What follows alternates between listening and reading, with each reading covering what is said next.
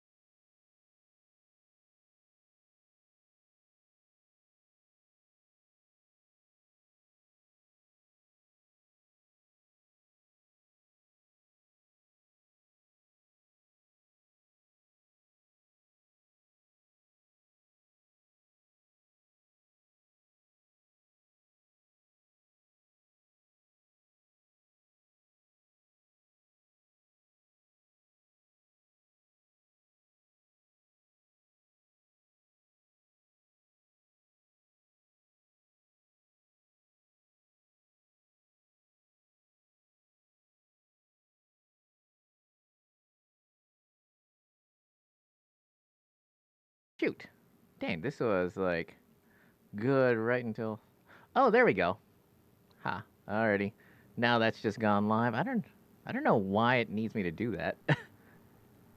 There we go. And I think at the very least I'm coming through. Hang on, let me see about you. God, it gives me so many options.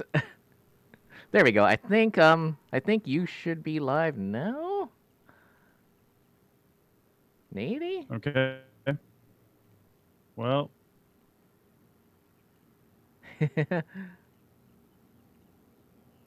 Which is really weird since I didn't think whatchamacallit. Huh. Interesting. Hang on, let's try that again. listening to us says he can hear us. Oh, he can? Oh, good. All right. We're good. We're good. Oh, Richard. good. Alrighty. Yep. All right. Sorry, I've just been like it's hard to manage all the clicking. All right. Well, Mark. Well, Mark, let us know since you're listening to us and responding here. Let us know if some of the audio issues get crazy because I am on Zoom from an RV park in Northern California. Richie's in Reno, and we're trying to make this work. I feel like we're not This doing isn't the worst choppy. job. My internet is not great. Eh. I mean, Zoom doesn't seem to be doing the worst Yeah. job I've ever seen. No. I mean, I am going to have some internet issues. I don't know if I'm choppy for you, Richie, but I'm definitely choppy for the live stream. It sounds like. Oh, really? Because you are coming through loud and clear on my end, and I'm the one doing the uploading or the streaming, so it should be good. Okay. Well, maybe it was just for a second, and Mark says it's good now. So let's go with it. Oh, perfect. Ha. All right. Let's see. God, there's so many things. Like literally, there's so many things to talk about since I feel like it's been what, almost a month? Well, I think so. Yeah. Yeah, like the last piece for my birthday present to myself literally just arrived today. It's like a seat. Nice. Yeah, it's a seat for this bicycle I've been restoring ever since I bought it, like double-digit number of years ago. It also makes you realize that back There in you the go. the Yeah. olden days, the English were insanely crazy, but they made really awesome machines that don't work very well. Yeah. Speaking Yeah. of machines, Hey, it looks like Amy's online too, and she says she can hear us. So Oh, that's cool. good. Well, I was gonna say, Yeah. speaking of machines, I feel like you just bought a machine or two of them maybe and sold one. People might want to hear about that.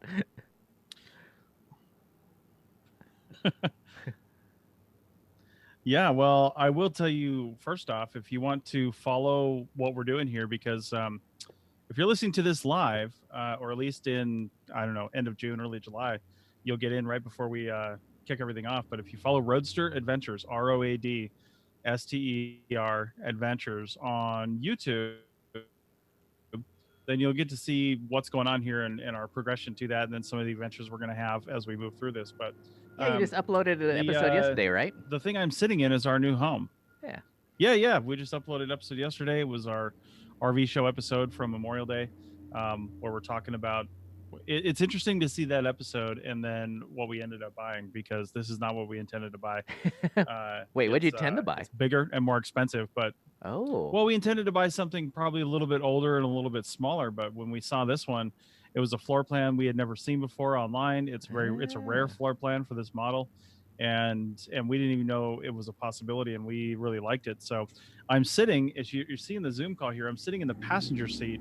I've got my two 27-inch displays in front of me. I've got a little table to the left of me. That's the let's see if I get my fingers right. This is the dinette back here. Yeah. The kitchen is right behind me. The refrigerator's got these Post-it notes on it. Already? And then there's a little love seat next to the refrigerator. Well, I've got just a punch list of some things we want to keep track of that we want to fix or replace or repair on this thing. Already? I mean, it's a 5-year-old coach. Yeah, it's 5 years old, so there's always going to be things, Oh, true. And then there's a little living room with an L-shaped sofa right back here by the TV. And then behind the TV is a bathroom and shower. And then in the very back is a queen-size bed and a pretty good-sized bedroom. So Yeah. for anybody familiar with, I see you posted the YouTube channel. Sweet. So for anybody that has seen a motorhome before, or a coach, this is really a motor coach.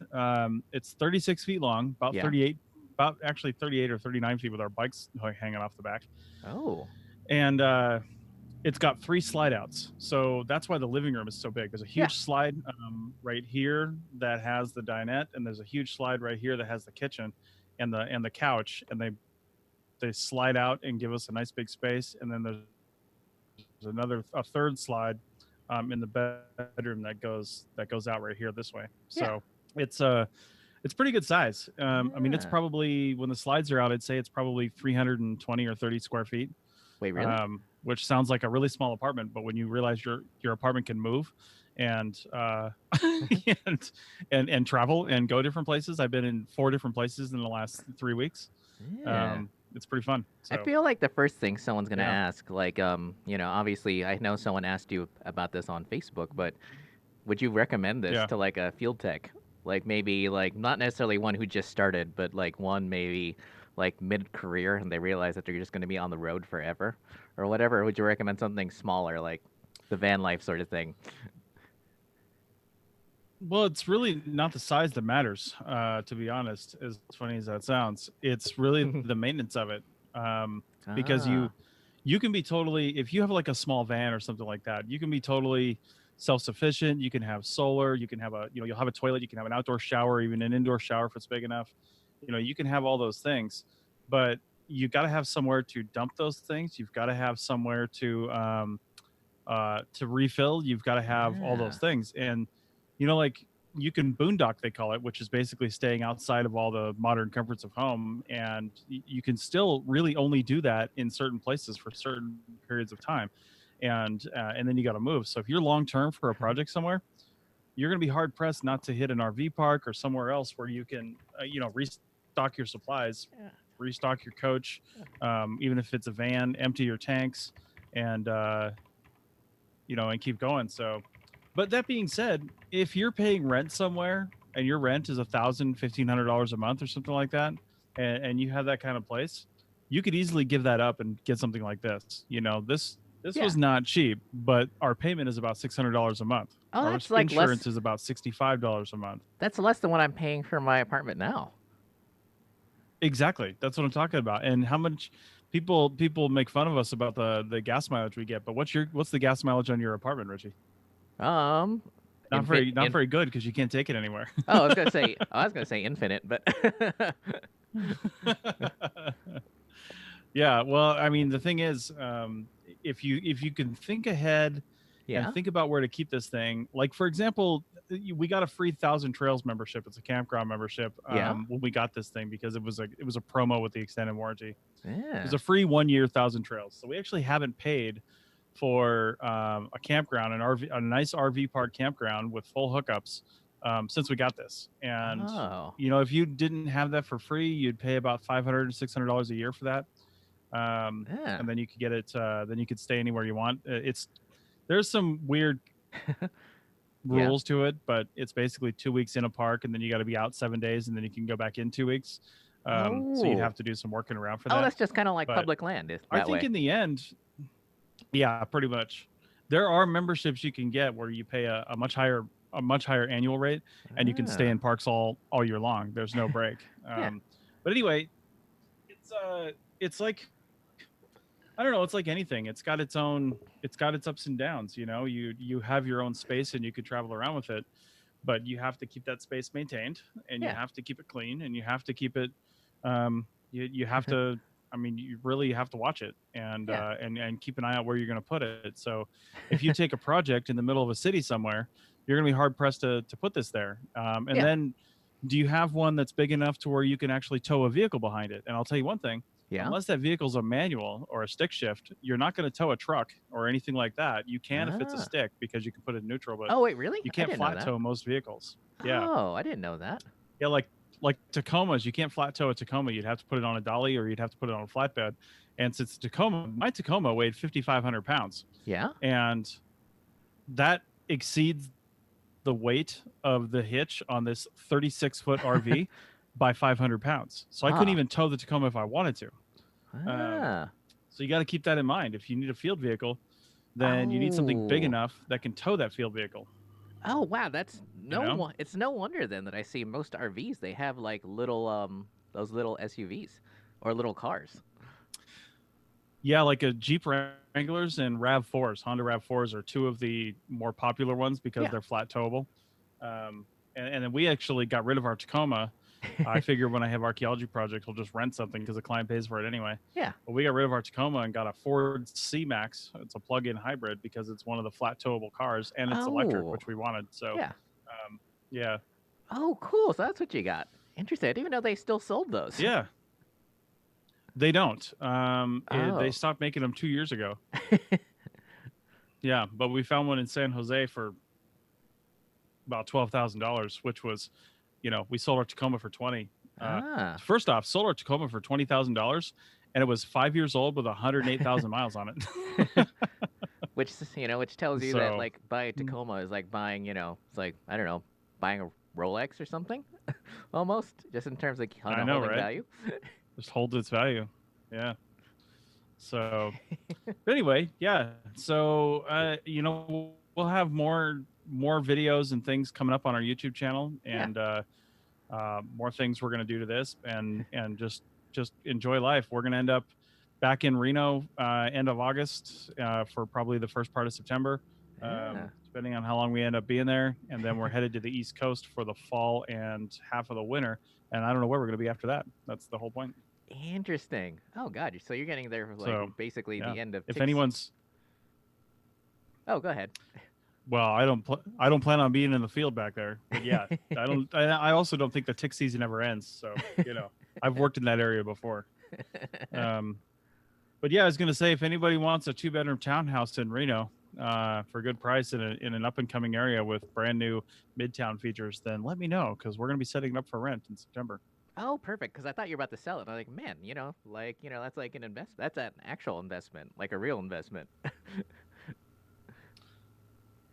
It is. I mean, in the year and a half we've been there, we've already got $20K in equity, and if we can just get somebody to help us break even on the mortgage and the HOA, we're not going to make any money on it. But if we can just break even on that and not have to make that payment, that's really all we're looking for. Ooh. So, oh, before I forget, are you going to be installing solar on your RV, or is that even possible?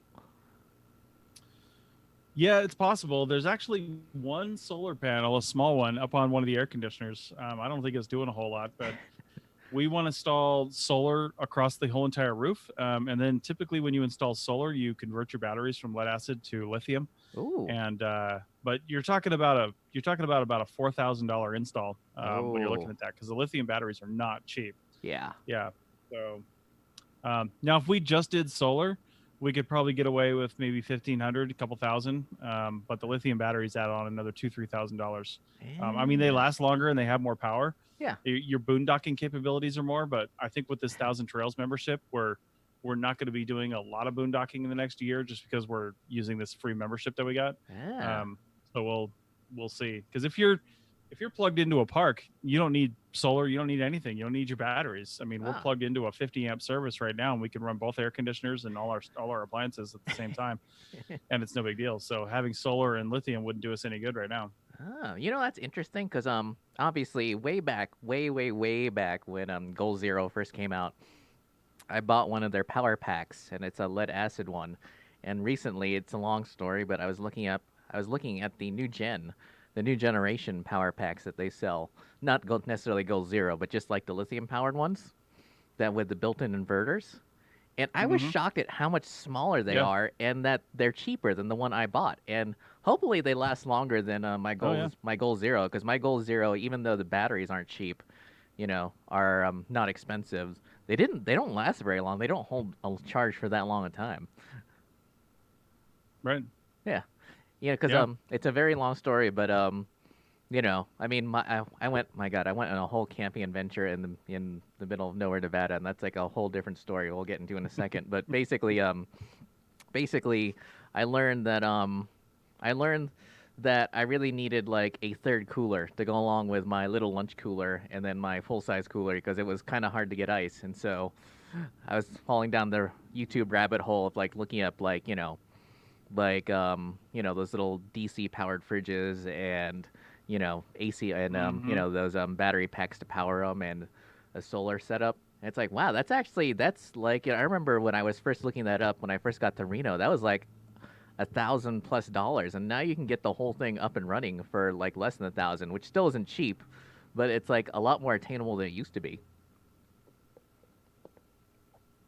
Wow, that's crazy. Yeah, I mean, the prices and all that stuff are really dropping, because we watch a few RV channels on YouTube. Yeah, and me too. We're a few years back on a couple of them, and I mean, their lithium install and their solar installs were really expensive. But even watching people do it now, it's coming down in price even now. And you know what, the influx of people that are buying RVs. We just got to this new resort Sunday. And in the span of, so that was yesterday, in the span of just a couple hours, we had somebody arrive on the left side of us and somebody arrive on the right side of us. And for both of them, they were brand new RVs. One was a camper trailer and one was an RV, but they were brand new to those people. And they were just taking it out for a day to try it out. So all the articles are saying people are buying RVs like crazy. And because that's the only way they can take a vacation and stay socially distanced, so they're buying RVs, and which tells me, for field techs and people interested in them, either when this whole thing blows over and everything goes back to normal in like a year or Yeah. or more, or maybe this winter when people realize, hey, shit, I don't really want this RV, and I've got this huge payment now for the next like 20 years. There's going to be a lot of RVs on the market, I think, at some point when the whole camping season ends. Ooh. So, Although I will Yeah. admit, even though it's kind of nerdy, I was like looking at like vintage Class C's. mhm. I mean, not necessarily vintage, but just like from the 90s and like the 80s, just because I kind of like the some of those Class C's that I've seen, or not Class C's, but the Class B's, the little like the vans, Mhm. like this van conversions. Yeah. Some of those look dead on for like it's like, wow, this is like what the A-Team would drive. So I'm like, cool, I kind of want one of those. But The only thing you got to worry about with an older unit, regardless of what class it is there are so many systems on these things, and something yeah. can look decent, it can drive decent, the engine can be good, but maybe the entire water system is rotted out, or the water heater has failed, or the water is Yeah. such a big deal. There's hoses and pipes everywhere for draining water, for supplying water, for bringing water around. Yeah. And if any of those have failed or failed in the past, and man, you Oh. just, and it's hard to see that stuff until it's the last minute, And not just that, but windows and those ceiling Yeah. vents are like Windows. notorious leak points Yeah. because I've been watching a few channels that originally started out as van life channels, but now that but for some weird reason now all these van life channels have literally moved on to vintage RVs. All of them, almost all at the same time. They've literally all just bought vintage RVs, and they're just all restoring them Right. all at the same time. And they've literally got all the same issues, not just the internal systems, which you mentioned, because they're like literally ripping out all the old systems and putting in new ones because they don't work anymore after like 40 or Right. 50 years. But also just like all the leaks. Like I watched these people like have to get in full respirators and eye shields and everything just to like replace the wood framing around like, their I forget what you call it, but like they bought a Class C, and there's like, that forward sleeping hatch area or the forward sleeping area above the cab. So they were just doing Yeah. that and stuff like that. Nice. Yeah, but Yeah. what's interesting? People. Oh, hey, Mark Silver says I'll be looking for a camper if they do come cheaper. I definitely would See? recommend that. Yeah. But for me, when I went to the middle of nowhere, Nevada, for record a few, well, technically it was going to be like several episodes worth of videos, but I only ended up recording 3 out of 6 that I intended. But anyway, one of those things I found is the fact that I realized when I was going down there that for what I want to do in terms of like recording videos that a camper sounds like fun, but I don't think I'd be able to get to as many places as I'd want to. Mm-hmm. So I started going the opposite. I started looking for like backpacking gear and stuff.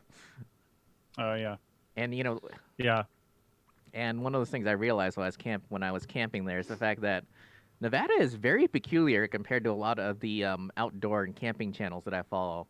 Because a lot of those channels are either in the Northwest or they're in the East, and you realize when you get to the middle of nowhere, Nevada, that it's very different. There's rocks everywhere.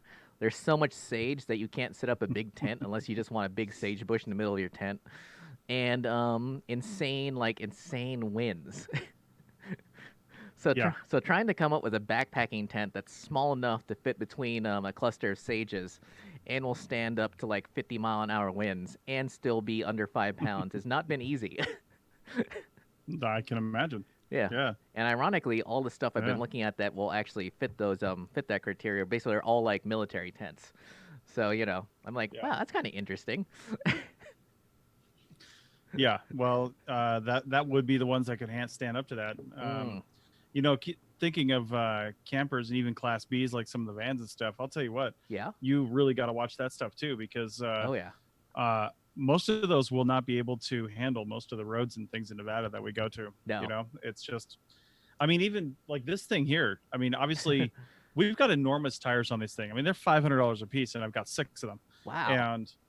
But that's just to hold the weight. The thing sways a lot, and anytime we go down a road that's got a bunch of potholes in or concrete mixtures, or all kinds of crazy stuff going on, you could just hear everything just banging around in the back here. And we had to put we've heard some different things, but we got some of that shelf liner material, that silicone shelf liner, Yeah. and like cut some pieces out of it to put between our plates and dishes, and Oh yeah, I've got like those our too. wine bottles. yeah, we got like a wine rack that sits up, but we tilt it sideways on the counter and put the wine bottles in there, and then put some of that between them. Yeah. And just things like that. But everything just shakes and rattles and it feels like it's going to come apart when you're going down a road. And it would be no different for something that was more, I guess, more, industrial. Like even those like van conversions. I mean, you really have to have your stuff locked down and do it right. Yeah, because I realized there was the third place I wanted to visit. I realized that even with my truck, even though it's got 3-inch lift and a lot of trail armor, and is like got really good tires on it, I realized that if I really, really, really wanted to get to the top there because there was a storm rolling in, that I would probably have to hike up, which is because I didn't, and leave my truck at the bottom just to make sure that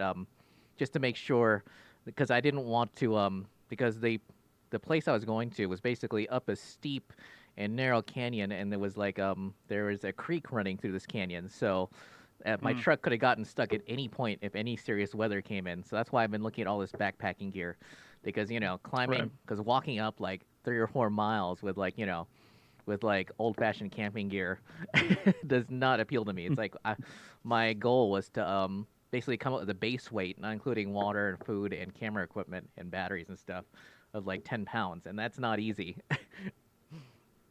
Yeah. Yeah, I can imagine. And the crazy part is that, Hey, go ahead. No, go ahead. All right. Well, I was going to say that, a lot of these camping channels I watch, they also get their base weight down by bringing water filters with them, and that's not a real possibility in most parts of Nevada, because either A, there's no water, or B, it's the water is incredibly toxic, and no amount of like water filtration is going to clean that up. Yeah, it's hard to filter out like arsenic and ammonia. Yeah. Oh, let me go through some comments first. Mark Severs says, "Wind in Nevada? No." And then Amy says, "Last winter I purchased a 2-person backpacking tent that was super light and pretty small in REI garage sale." Which, my God, trying to go to one of those here in Reno is like crazy town. But I don't know if it'll stand up to wind. Everything has been closed, which is so very true. Like, oh my God, like I'm gonna get to that in a second, but one of those things I will recommend to people who are like buying camping gear for either vacation or to go out in the field, don't order it from REI. Their distribution channels are terrible. Like, I ordered some stuff for the camping trip I just went on like almost a month ago, and none of it has arrived yet. The only stuff I got that arrived on time was from Amazon and eBay. So if you really need camping equipment, and if you really need camping equipment to go out right now, it's either Amazon or eBay or even like, I want to say Walmart, but I tried to stock up at the Walmart before I went out of town, and it was insane. It was insane because everything closed so early. Like the Walmart in Fallon closes before 9 o'clock. Jeez. Yeah, because I thought, I'll just go. I thought they were all open 24 hours. They used to be, but now thanks to coronavirus, they are not. And normally I'm like super paranoid when I go out camping. Like when I first got to Nevada, I made sure I was like triple redundant on cooking gear in terms of like fuels. So I have a propane stove. Yeah. I have a butane powered stove, and then I have a white gas powered stove. And between Reno and the place where I was camping, not a single store had any of the fuel which I needed for to cook. Not a single one. And I'm like, my God, this is insane. It was the craziest thing ever. Thankfully, where I went, there was actually a gas station that doubled as a grocery store, and they had a really good bakery, or they had a really good bakery source, which is always a surprise. We're in the middle of nowhere. Yeah, right. Yeah, so between what I brought and that, I was like, good-ish. Yeah. Why don't we? I mean, we're a little over the halfway mark, but I want to get to this because you alluded to it. But why don't you tell people what you've been out filming? What you're taking a look at? I mean, obviously they should check out your YouTube channel. Don't forget to mention that. Yeah, happy archaeology fun time. But there you go. And Rich, I gotta say, real quick, Richie has been really killing it on that channel. Like you went a long time without the ability to really keep up on it. Like you had all this video recorded, and we had these episodes here recorded, and it was just kind of haphazard. But man, in the last like 3 or 4 months or more, you've been just like weekly and like clockwork and had a lot of good stuff. So definitely go check out that channel if you want to see some cool videos. Well, the crazy part is that for most of my series, I'm actually caught up through basically the end of the year, and like for some of these Ghost Town videos won't even come out till next year. Yeah, yeah. But I'm not gonna say necessarily where I was, because some of these towns are like, I don't want these towns to get looted or anything. But I was in the Big Right. Smoky Valley, which is there's like one valley where there's like Berlin, and I always forget, is it Lone or Ione? Whatever town is the I think it's Ione. yeah. But Big Smoky Valley is a much better valley if you like ghost towns. It's like literally one valley over the west or the east. It's like right on the other side of the mountain range there. And my God, the Right. ghost towns there are incredible. They're some of the best ghost towns I've ever encountered, like ever. Like the whole time I've been in archaeology. They're like, the sort of things you see in guidebooks. And the crazy part is that they're not even as good now as they used to be in the 60s, because the guidebook I had from the 60s like showed them being like almost untouched, but they're definitely touched now, but man, they were insane. Like, I forgot if I told you about this when we were chatting yesterday on Zoom, but Park Canyon is one that isn't necessarily noted or marked on any maps. And it is like, the mill itself is interesting. It's like a very large ruins, and I think it was the only mill in the Big Smoky Valley that had an aerial tram, which isn't like which was interesting in and of itself, but I wasn't going to be able to find the tram without a drone because it was so overgrown. But but it was like the most beautiful location I've ever seen. Like, if I had been thinking ahead, I would have camped there. But I really wanted to get to the place. I really wanted to get to the famous one, or one of the famous ones in Big Smoky Valley, which is Ophir Canyon, which is actually, there's like a road sign. There's like one of those Nevada historical markers. But unfortunately, just that's the one where I couldn't get up to because I didn't want to be rained out. Right. And then Belmont is also incredible in its own way, even though it's no longer a ghost town. It's, it used to be a ghost town. Like, when I was looking at pictures of it from the 60s, it definitely, is abandoned and, buildings are falling apart. But now it's just a town. Now it's basically like, it's about as built up as, like, say, Austin, if anyone here is familiar with Austin. And I don't know what the California equivalent would be, but it's like, now it's just a functioning town again, which is insane. And all the cool stuff that I really wanted to see all had keep out signs on it because they were like on someone's property now. So I'm like, fine, be that way. Yeah. But they did have two really, really, really cool mills there. One of them was, oh God, what was it? It was a flotation mill, which I don't think I've ever heard of. I've never heard of flotation mill. I was going to look it up later, but I assume that's some type of chemical process. And then the other mill, which was much older. Yeah, probably. The other mill, which was much older, was a 40 stamp mill, which is like, I don't think I've ever heard of a stamp mill with that many stamps on it. And it still had its like gold bullion room intact, which, well, I mean, mostly intact. The building, the room itself was still intact, but someone had taken the door as like a souvenir, which was like the really cool part. And, my God, and the crazy part about those two mills is that they were each only in operation for 2 years apiece, which is like, when you look at how much money and capital must have invested in these two mills, and for them to only operate for 2 years is like insane. Makes you think it's, I mean, if it was, oh my God, almost makes you wonder if the people who were building his mills just took the money and ran, or at least I'd say that if the mills weren't so like impressively built, like they were just fascinating. Of course, I don't know how many people, how many of our watchers are actually interested in like historic gold mining. I mean, I'm sure probably a few. Interesting. Oh, there is one thing I wanted to point out, because you were talking about how many videos I've been putting out, and I was getting ready to build a new computer before this whole coronavirus thing happened. But then I watched a video on Linus Tech Tips where instead of doing that, they just upgraded a 10-year-old computer, and it ran almost as well as a modern, well, not almost as well, but almost like very close to like a modern low-end like computer. And I figured I can probably do something similar with my 5-year-old computer. So recently, what I did was it already had an SSD, so I installed a modern-ish used graphics card and Hmm. upgraded the amount of RAM to like a modern amount of RAM.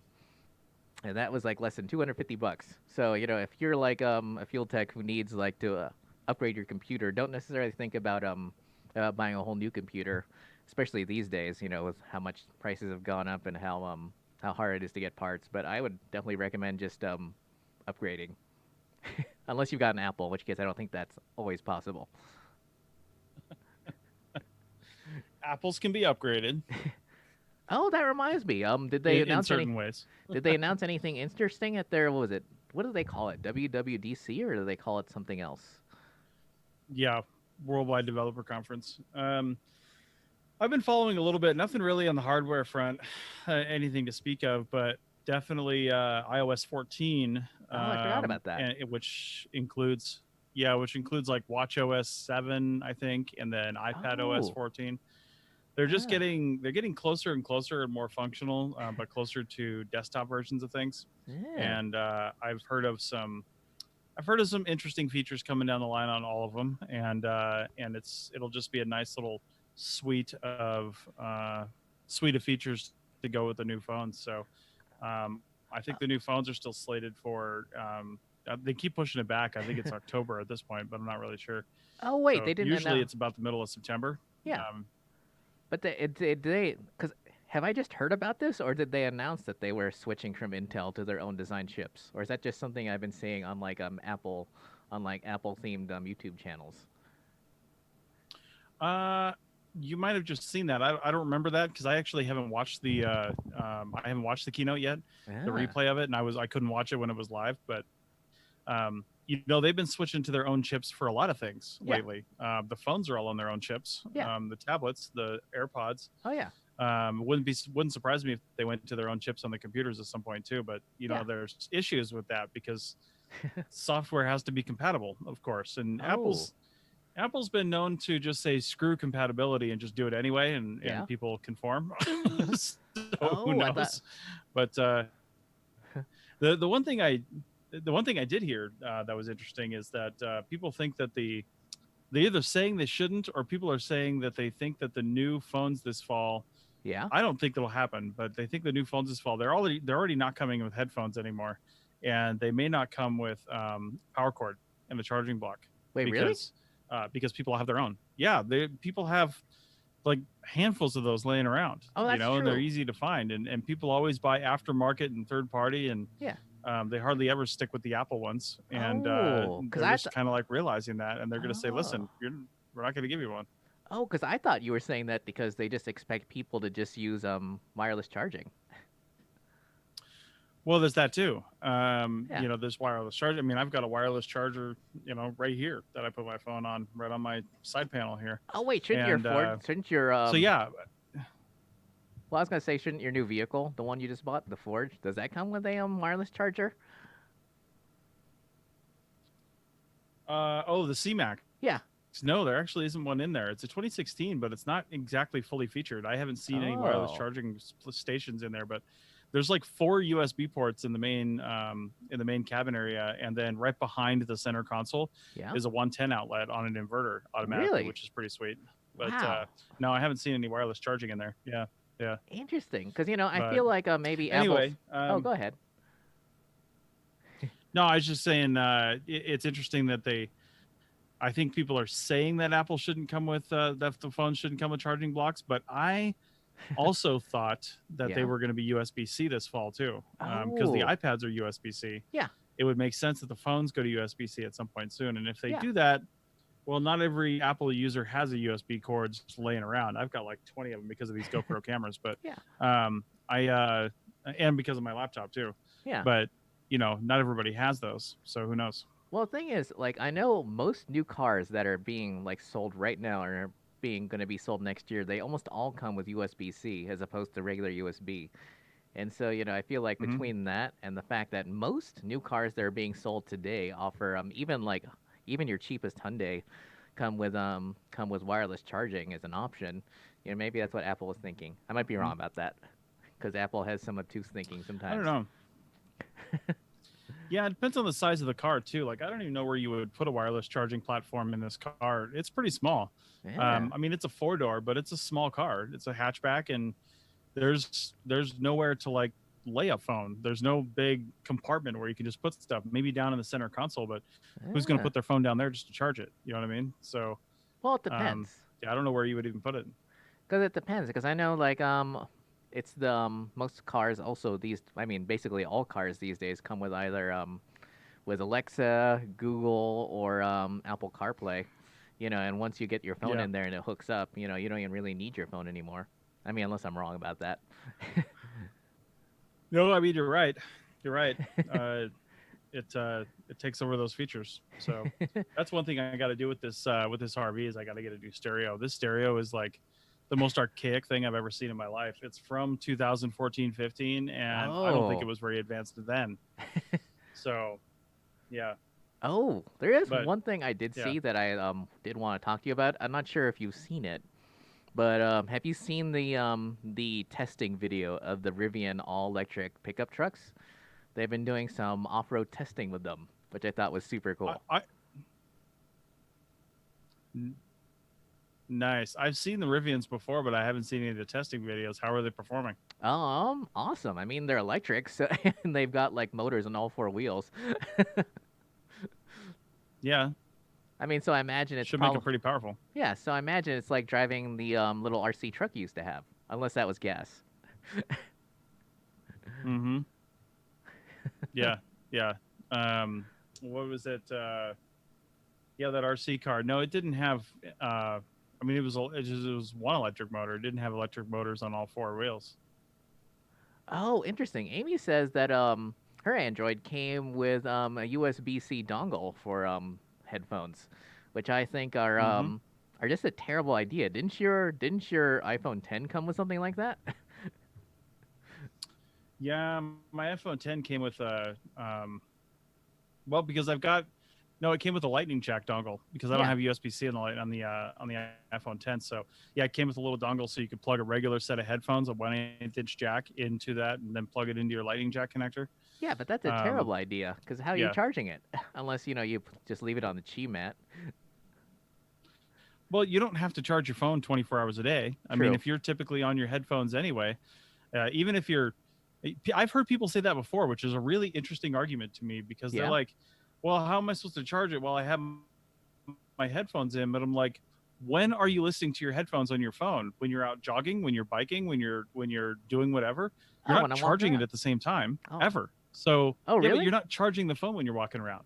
I Yeah, do. I mean, unless you need to, Yeah. unless you need to, but most of the time you don't need to charge your phone while you're walking around. If you've used your phone all day long and your battery's about to die, then yeah, you're going to have an issue. But Yeah. they also make other dongles that have both charging and headphones. So, Ah. you can get one of those. Like every single dongle I've got for my computer or my iPad Yeah. has like HDMI or USB or whatever it's got, but it also has a pass-through charging port. So, if you need that, you can get it. But I think what they're banking on is most people are not charging in the same situations that they're using their headphones. I mean, it's Oh. maybe you're sitting at a desk all day and you're listening to your headphones on your phone. But even then, Richie, you're walking around and you're charging it, but you also have wireless Bluetooth. headphones. Of course. So, yeah, exactly. It doesn't even matter. And the crazy part about that is that I specifically bought my phone. I don't know if people can see this, but because it comes with an audiophile grade headphone, I forget what you call that, like a DAC or whatever, or a audiophile grade headphone amp built into it. And I've used it so little that it's like wow, I could have just bought any phone. Because Yeah. I mean, you don't have to buy like the Samsung Buds or the any brand name ones. Like Amazon Yeah. has their house brand Anchor, which produces those really awesome power banks. They also produce some really good Bluetooth headphones, and they're Mhm. Amazon, so obviously they're easy to return. And that's what I use. Yeah. Wait, is it what I use? Well, whatever. Like, Bluetooth headphones are like so cheap and they've gotten so good that like they're like almost any brand except for maybe the ones you buy at the gas station are basically foolproof. Yeah, honestly, with the ubiquity of Bluetooth or the cheapness of the headphones these days, I mean, even like you said, even a cheap set of Bluetooth headphones still sounds great, Yeah. right? And connects really well, and Yeah. doesn't have any dropping issues, and it's just really good. And I don't know. I mean, once you go Bluetooth, I don't know why you would want wires connected to your head and your phone anymore. I mean, it's just a recipe for disaster. The main problem I have, not sure if you found this with your AirPods, but I keep misplacing them. I'm like, where the hell did I put this thing? Like always, like there's like one Bluetooth headphone that I'm like missing right now, and I'm like, I've been going through all my jackets trying to look in the pockets, and I'm like, God damn it, I know I didn't lose it. Well, with Apple, you can do Find My AirPods right on the screen, just like Find My iPhone, and it will Ah, play a high-pitched noise through the AirPod, and it's smart enough to not do that while it's in your ear. Because if you ooh, accidentally do that while somebody else is wearing the headphone or something like that, yeah, because it's got ear sensing technology, so it knows when it's in your ear, so it won't actually ah, play that sound while it's in your ear. yeah. In fact, maybe it'll just play it quieter or something to let somebody know they're looking for them, but it won't play the ear piercing sound, literally. Ooh. Um, Now, if you're like my wife earlier was listening to her headphones, but set the case down somewhere, and she's like, couldn't find her case anywhere. There's nothing you can do about that. The case doesn't make any sounds. Ah. Oh my God! You know what's interesting? So, You know, not only do they do that, but God, they also do. I forget what Apple calls it, but they do the pass through, don't they? Where you can where it still allows ambient noises, like someone trying to talk to you, to pass through as you're listening to your listening to whatever you're listening to. I always forget what the Apple calls the it. newer Apple calls it transparency, and the newer ones do that. The original version does not. Oh, But the ones as of, I want to say last year, last fall or something like that, yeah, they have transparency mode, which yeah, allows sound to come in, yeah. which is pretty great. And I have a version of that with my Bose headphones, or Ooh, my Bose sunglasses. yeah, Because there's nothing actually in your ear with yeah, those. But then again, the downside with those is that they're not as loud as regular headphones. So if you're in a noisy yeah. environment, like really windy or a loud vehicle or something like that, it's really hard to hear anything out of those. Oh, I wonder, So will this put to bed the age-old question of whether field techs can be allowed to have headphones in their ears, or will there be always be I some think will there always be some it, complainers? there's always people out there that say you shouldn't wear headphones, and it's a blanket policy, and they're just like, it's like all old school people that are stuck in the past, and they've got these blanket policies about anything, and they don't look at anything new. Yeah, I think if you honestly, I think it's safe if you do it in the right way, and yeah, sometimes it's not safe. Sometimes you got to be smart about it, and you're like, listen, if I were to wear headphones right now, it would be completely dangerous because I need to pay attention. I need yeah. to be totally aware. But I think things like those Bose frames and the Ah, they don't even know. A lot of people aren't even going to know that those are even speakers, and they're not going to know that you're even listening to something unless it's quiet and they're standing right next to you and you got it up cranked up really loud. But even if you've got it up all the way, yeah, you can still hear everything around you. Now that doesn't mean you're paying attention, but as we all know, even if you're not wearing headphones, it doesn't mean you're paying attention. no, So, seen plenty of people screw up and do stupid things yeah. when we thought they were paying attention, and they weren't wearing headphones or anything. They were just spacing out.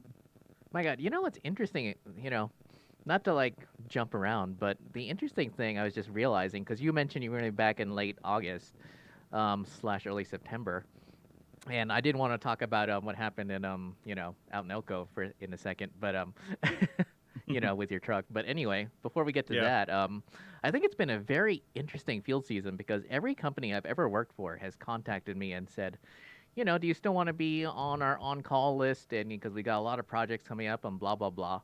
And the interesting thing about that is the fact that A, that's never happened before, and B, it seems like, I don't know, it seems like everyone, especially if they're a California-based company, like has a lot of work in the pipeline.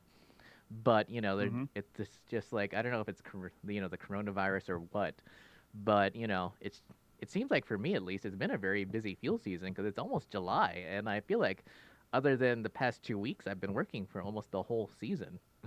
I feel like. Yeah, I mean, there's a lot of work to do, and probably because a lot of things got shut down when states rushed to close in March, and then stayed closed for April and much of May. So before we had a chance to figure it out, it doesn't take long for work to stack up. So Oh. it doesn't surprise me that you've been working pretty consistently since you started.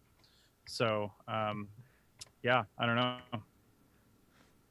Now, I was referencing Elko earlier. Did you want to talk about that? Because because I know we've talked about the keys before, and I feel like that mine is like, for some weird reason, you and rentals and that mine don't seem to go together.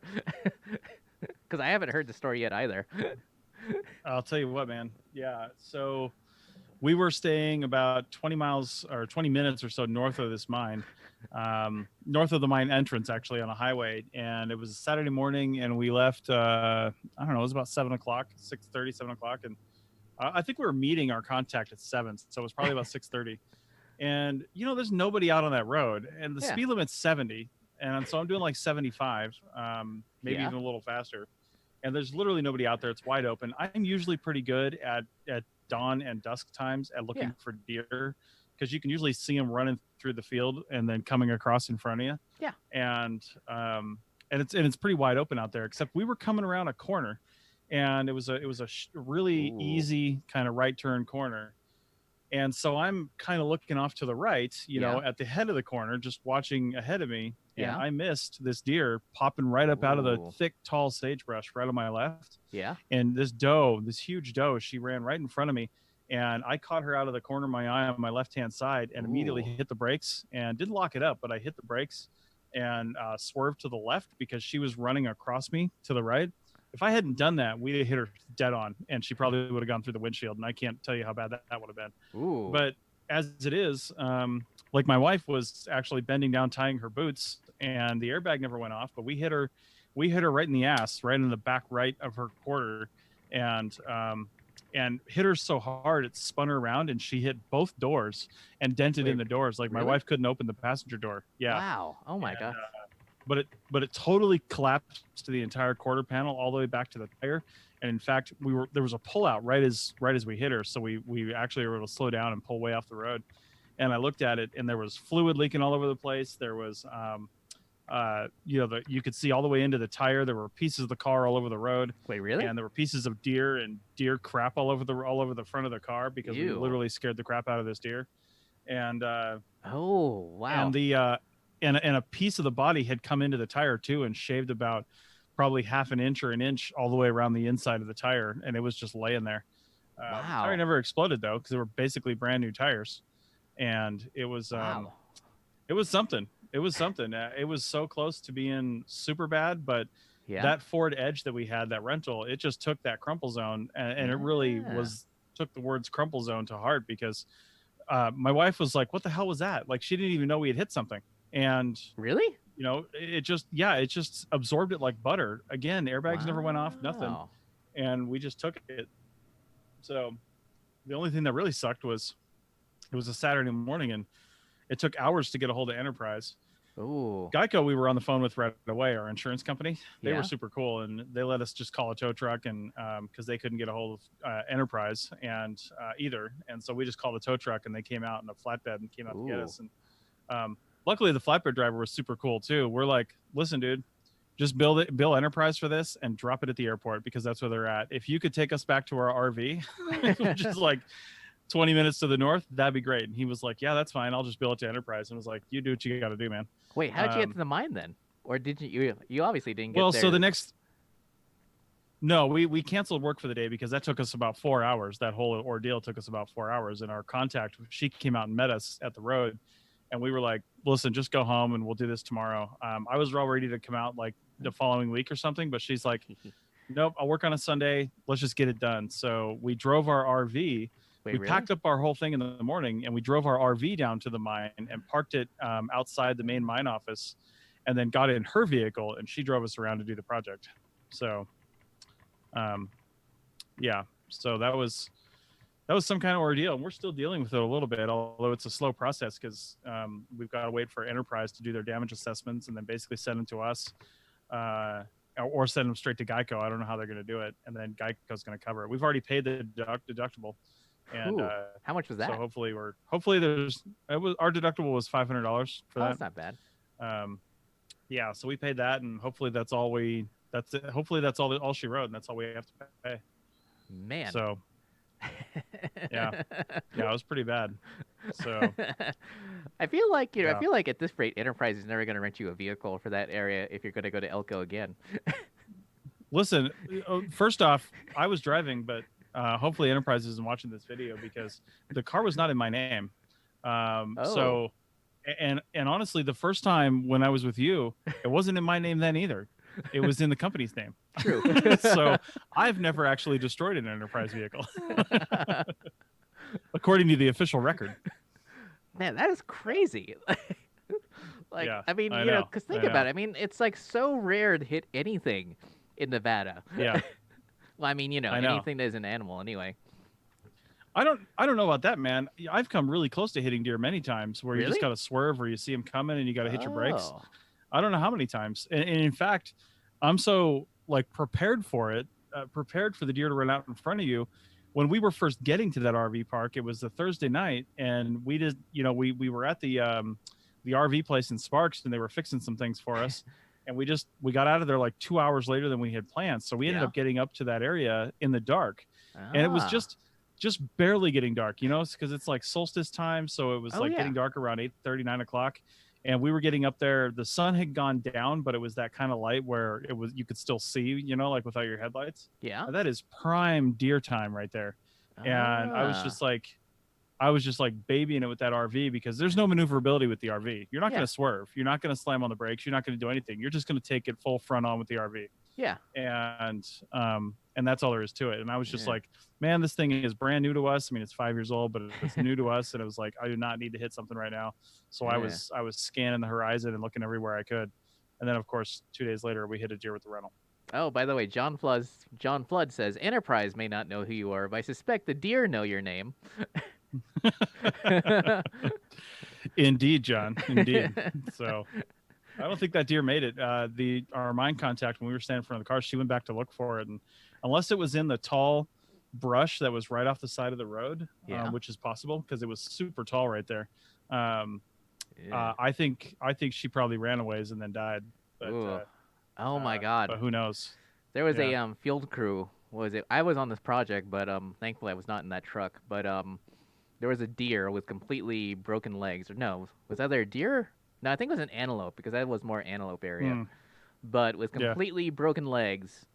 And when this work crew approached it, it jumped up and ran away with it, like its legs, its broken legs, kind of just dangling there as it's pushing itself off at its little stumps. And like the crew said, they Mhm. never want to see anything like that again. Like that was like, ugh, yeah. Yeah, I can imagine. You know, it's So- interesting. This year must be a weird year for wildlife. Maybe because people aren't as active as they normally are. Because for the first time, and I mean the first time ever, I actually no. I guess for the first time lately, because I have seen one badger before, but I had multiple badger sightings. And one of them, like we were Random? walking along a road and there was a badger in it. I'm like, wow, that's cool. I've never seen a badger up this close, Jeez, Yeah. nice. which was super Yeah. cool. Yeah.